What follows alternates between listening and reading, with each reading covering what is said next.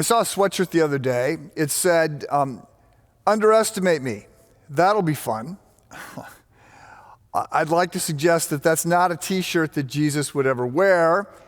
He would wear one that says, stop underestimating me. You're only hurting yourself. I think he would wear that sweatshirt because, in fact, it's what we do. We underestimate Jesus, and as a result, we do hurt ourselves. Now, on the one hand, this can't be helped. We cannot fully comprehend how big, how wonderful, how mighty, how gracious, how righteous, how powerful Jesus Christ is. We can't. The early church had a statement about this. It said, finitum non capex infinity, and it meant the finite cannot comprehend the infinite. There's a sense in which we cannot fully grasp who Jesus is. And it's not a lack of trying. We are simply unable to fully grasp the person, the work, the nature of Jesus Christ. However, while that's true, it's all the more important that we do understand the things that are understandable. And so I think there are mistakes that we make about Jesus. We downsize Jesus in ways we do not need to, and it robs us of joy, it robs us of peace, it robs us of perspective. And today I want to focus on one of those things that I think many people get wrong about Jesus. It is the misunderstanding about his nature. It is a failure to appreciate that not only is he God, he is also fully human. John 1:14 reads, "The Word became flesh and dwelt among us." I want us to focus on this today as we are moving through this 6-week series, Lenten series on Jesus out of the Gospel of John. So, as you very likely know, the Gospel of John has this powerful, majestic, mystical opening. John is writing, directing his comments to the Greeks, those that have been influenced by Greek philosophy. And so he starts with that big, bold statement. In the beginning was the Word, the Logos. In the beginning was the Word, and the Word was with God, and the Word was God. So he was trying to help them understand that the reason they couldn't make sense, the reason they couldn't figure everything out is because they had a missing puzzle piece.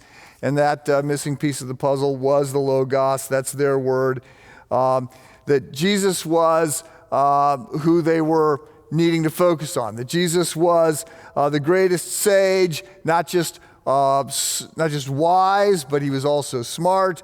Jesus was not only full of insights about truth, in fact, Jesus is truth. He is the way, the truth, and the life. And additionally, he was eternal. So in last week's message, we noted that Jesus was the Logos. One of the things that you may have picked up on from this is that when it comes to Jesus, he existed before time began. It's impossible for us to back up too far when it comes to thinking about Jesus. That was one of the big early debates in the church. There was a whole group of people that wanted to argue that Jesus was somehow slightly less than equal to God the Father. And so this John 1:1 is coming right out. In the beginning, so in other words, there was never a moment before Jesus was fully God, the second person of the Trinity. He was not God Jr., he was not the vice president of heaven, he was not God-like, he was not God-light, he is fully God. This is the very thrust of the Nicene Creed. But today we're moving on, and we move on from John 1:1 to John 1:14, and this is where the word, the Logos, the second person of the Trinity, the eternal Son of God in heaven, the Word becomes flesh. The Hebrew term here was tabernacle. Dwelt among us, he tabernacled among us, he comes to be among us. So if the premise of this series is true, which is that your life works better the more you understand and the more you are aligned with, the more your life is shaped by Jesus, the more, if the premise of this series is true and that your life is more resilient the more you walk in communion with Christ, then it's imperative that we understand as much about Jesus as we can. And that today is that he's not just fully God, but that he is also fully human.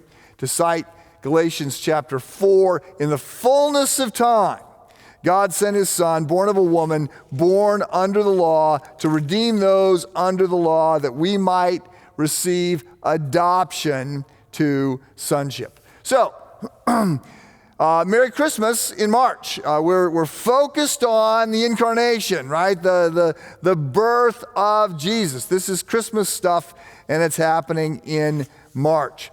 It's the claim that in the fullness of time, God sent his son, and his son entered time and space through a virgin womb and became one of us. So, there are 5 things that I want to be sure you understand about the Incarnation. And I've hinted at 2 of them, so I'm going to back up a little bit and get a running start at them. And I hope, as you'll see why, I hope you had an extra cup of coffee this morning, because I want to push you a little bit on some things, but I quite simply don't know how else to do it. So, the first point that I have already made, is that Jesus is the Word made flesh. That while remaining the eternal second person of the Trinity, while remaining fully divine, he became fully human. He added humanity to deity. And in doing so, he became one person with 2 natures. So Jesus is one person with 2 natures. One nature is fully God. The second is fully man. Now, the idea that Jesus is fully God gets fleshed out throughout the Bible. Occasionally there are people that say that, Jesus isn't really God. But the titles that he's given, the fact that the names that he's given, the fact that he has the attributes of God, the fact that he accepts worship, he forgives sin. Those around him thought he was God. He gets put to death for claiming to be God. There are many ways to make the point that Jesus is God. Today, right, at this moment, the bigger point is claiming that he is God. But there was a long time when the bigger point was trying to establish that he was not simply God, he was also man. So the idea that Jesus is fully man gets fleshed out in the Gospels, just as the idea that he's fully God is. So the book of Luke opens with the birth of Jesus Christ. And it's sort of remarkable given what it claims, that God becomes one of us. It's somewhat ordinary, and it's just established as sort of being relatively matter of fact. The creator of the world was born in a barn, outside a barn, in a small hotel, to an unwed Jewish couple, because no one would give them any other accommodations.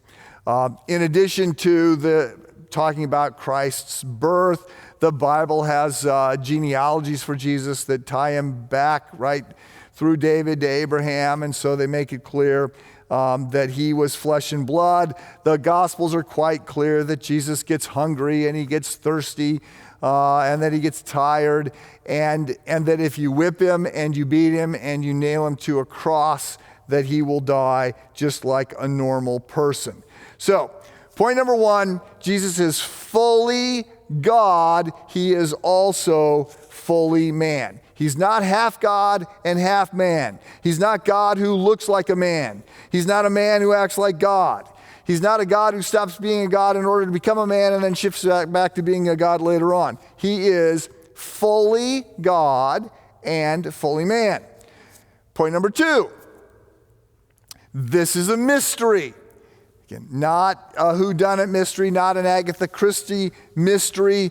In theology, the term mystery refers to something beyond our comprehension, beyond our labor grade. We're not going to be able to fully appreciate and understand who Jesus is. There is a mystery about the hypostatic union. That's what we refer to, this idea that Jesus is one person with two natures. So this is every bit as much of a mystery as the idea of the Trinity, that there is one God in three persons. These are not logical contradictions. It would be a logical contradiction to say that God is one God and three gods at the same time. It's not what we say. We say he's one God in three persons. When it comes to the dual nature of Christ, the hypostatic union, we say that he is one person with two natures. This is a mystery, not a contradiction.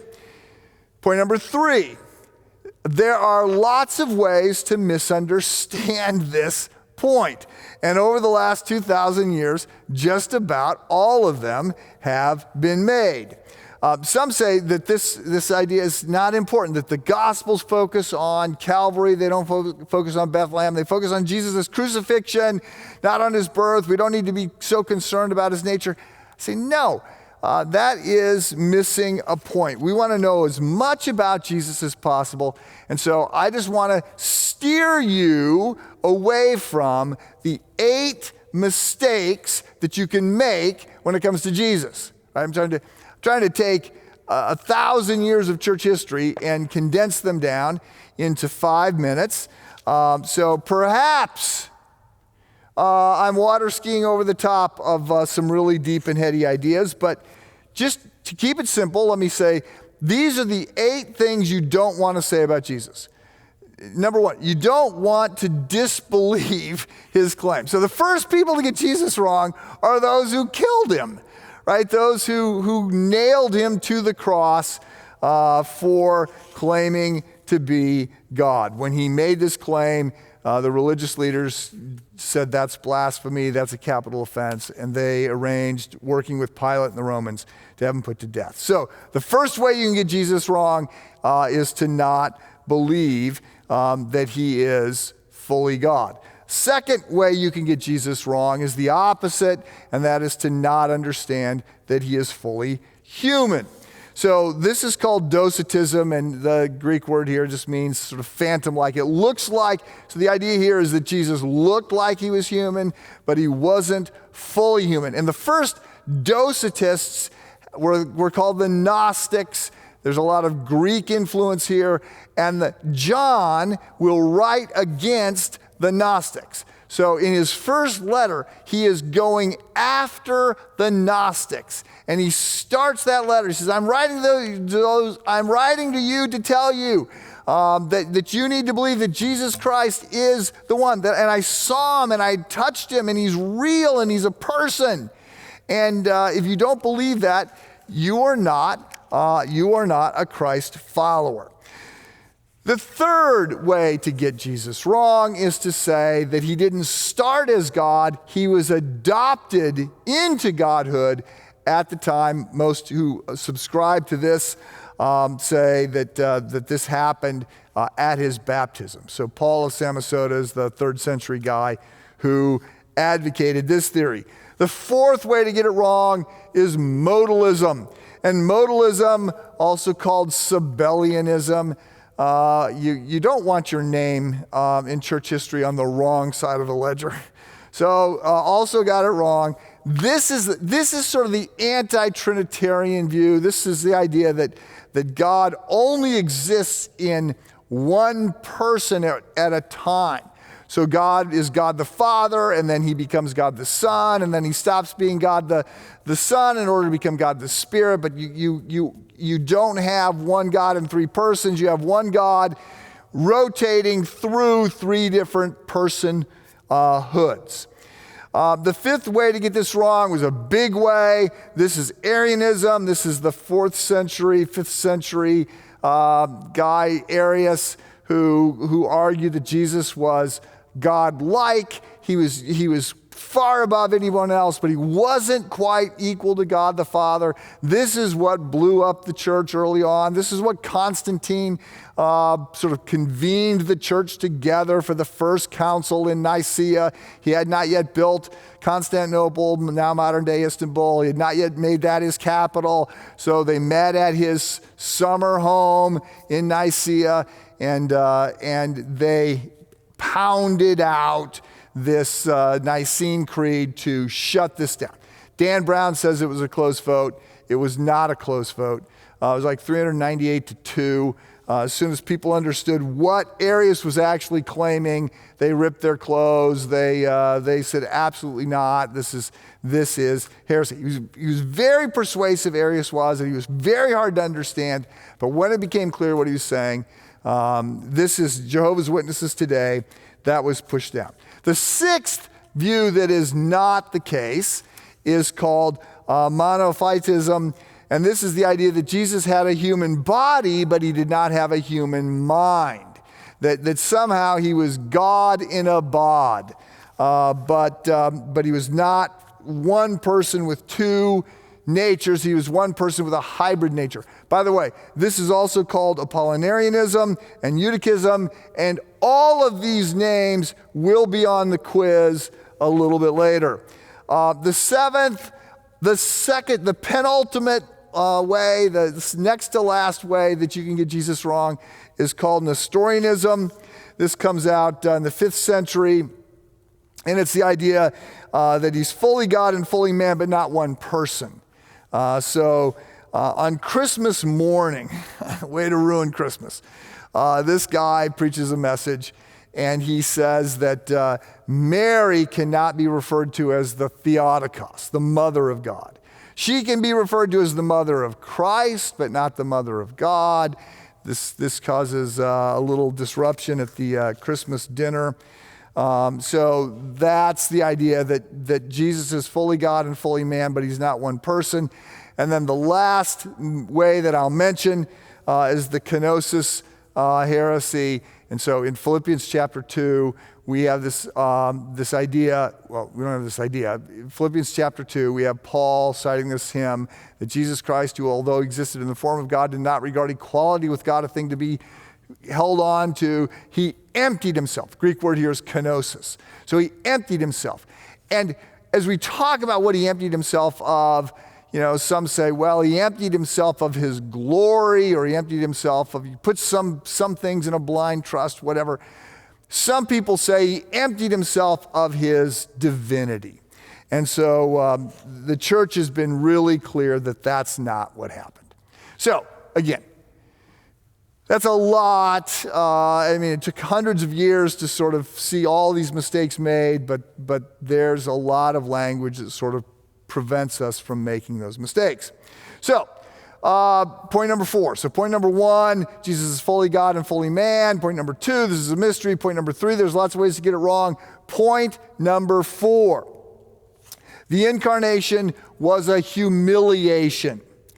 So the incarnation was a dramatic, profound, unthinkable, profane downsizing of Jesus himself. He set aside the glory and honor that was rightfully his in heaven in order to enter his creation. And the illustration I use here, you've heard this before. Some people say, God becoming one of us is like us becoming an ant. And you go, not even close. The distance between an ant and you and me is nothing compared to the qualitative distance between who we are and Christ. So I could not make an ant if you gave me the parts and a set of instructions, right? I have no ability to create. Jesus creates everything. He is present in creation. All things came into being through him. Apart from him, nothing came into being that's come into being. So it was a dramatic, profane, unthinkable downsizing. The first line in Dr. Bruce Shelley's church history volume that he wrote back in the 90s. The first line is, Christianity is the only major religion whose central event is the humiliation of its God. But there it is. Jesus suffered profound loss. This is spelled out in the Philippians 2 passage that I mentioned.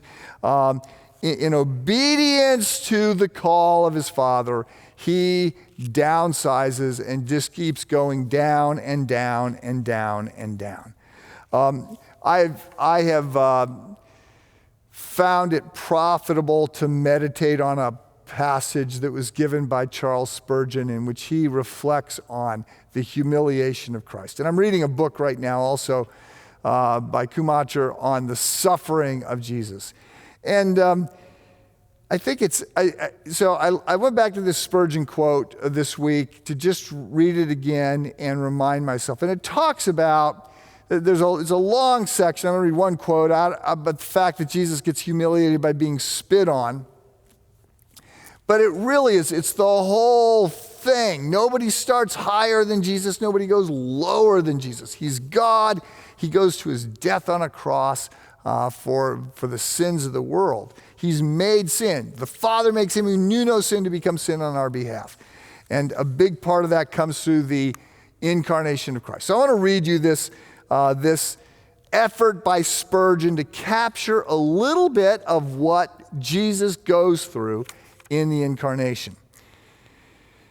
So he wrote about the fact, again, not that we put him to death, but just the fact that he was spit on and mocked. And he says, how could you commit this crime, O ye sons of men? How could you treat such a one with cruel scorn? O you brazen thing called sin, you have indeed, as the prophet said, a whore's forehead. You have a demon's heart. Hell burns within you. Why couldn't you spit on earthly splendors? Why must heaven be the place of your scorn? Or if heaven, why not spit on the angels? Was there no place for your base deed but the well-beloved face? Was there no place for your spit but his face? His face, woe is me, his face. Should such loveliness receive such shame as this? I could wish that man had never been created, or that being created, he had been swept into nothingness, rather than to have lived to commit such horror. See how patient Jesus stands, insulted in the lowest case. Sinners have bound the Almighty's hands and spit in their Creator's face. So, point number 4, the incarnation is humiliation. So Jesus is fully God and fully man. This is a mystery. There's lots of ways to get it wrong. What we know for sure is that it is a humiliation. There's actually a number of other things that could be said here. It's worth noting that having taken on human flesh, that he exists. Jesus exists at this moment in heaven as fully God and fully man. Right? He will for always and forever going forward be one of us. It's worth noting the fact that Jesus became one of us. It is an endorsement of humanity, right? I mean, it's sort of, we have worth. You have worth because you've been made in the image of God. You don't have worth because you've earned it. You don't have worth because you're good looking or you're smart or you've got money or you've done something. No, we have worth. We have inherent worth because we've been made in the image of God. And not just were we made in the image of God, but God came in our image as well. And that has elevated everything about being a human. It's also worth noting that the incarnation means we have a Savior, a high priest. Jesus serves as our high priest. We have a Savior who understands what it's like to be us, understands the limits of our frail body. He was like us in every way except sin. He suffered temptation just as we have, but is without sin. So there's more that could be said here. Point number 5 is that the Word took on flesh. Jesus became not just fully God, but fully man in order to be our sacrifice and our Savior. In other words, God became human in order to die in your place. If there was only one God in one person, then this wouldn't work. God could not remain fully just and fully loving. He would have to pick in the end to either be fully righteous or to be fully gracious. But he could not maintain both of those. But in the Trinity, it is possible that he can maintain perfect justice. He maintains perfect righteousness and holiness and justice by punishing sin. He remains perfectly loving and gracious and merciful by taking that sin upon himself. So the fine is paid, the penalty is sated, it is taken care of, and that happens through the Godhead himself. So the fact that Jesus is fully man means that he was able to be our perfect sacrifice.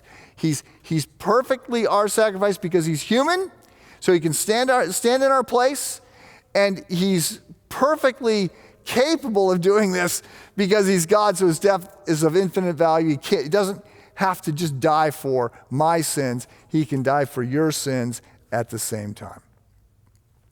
So look, I just want to say again, there's a lot of reasons to try and get Jesus right. There's a lot of reasons to want to more fully comprehend who he is and what he has done. Once we do, many of our problems go away. Once you understand who Jesus is, the miracles that he does, right? The healing people, the walking on water, the multiplying food, the raising from the dead, it all becomes, well, but of course he can do that because he was fully God. His nature is critical to our salvation. He's the only one who could do for us what he did, and he does it out of his love for us. So, I want you to understand, Jesus is not just a first century self-help guru.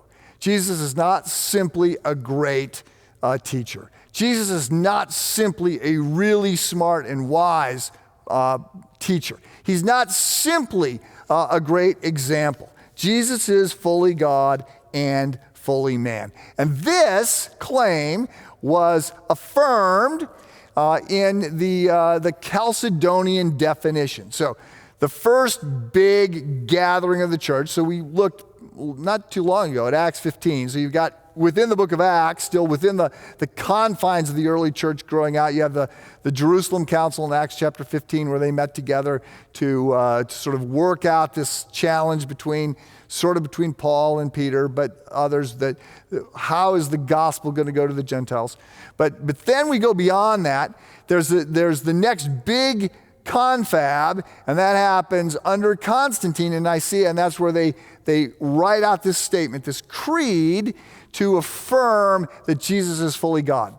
So then you have, a couple hundred years later, you have, 150 years later, I guess, you have another gathering. There have been a couple others in between, but you have another gathering, and now it's to establish that Jesus is fully human. And what happens, and it's called the Chalcedonian definition, some call it a creed, but really sort of to be an addendum on to the Nicene Creed. But what happens is they say, we can only say what it's not, right? We cannot, it's mysterious, we cannot perfectly and fully define this, but we can say what it's not. And so they are going to say things like, he doesn't just look human, and he's not just partially human, and they're going to say that his divine nature is fully divine, always and everywhere, and then they're going to set these boundaries that are called the four fences, to govern how we're to think about how these two natures interact with each other. And so at all the campuses, I am asking the campus pastor to come up and to lead us as collectively and corporately we affirm the Chalcedonian definition. We've done this before. a few years ago. It's longer than the Nicene Creed. It's not that long. So we're going to read this collectively. I invite you to stand and to do that. This is a way of affirming your belief in Jesus, the Word made flesh.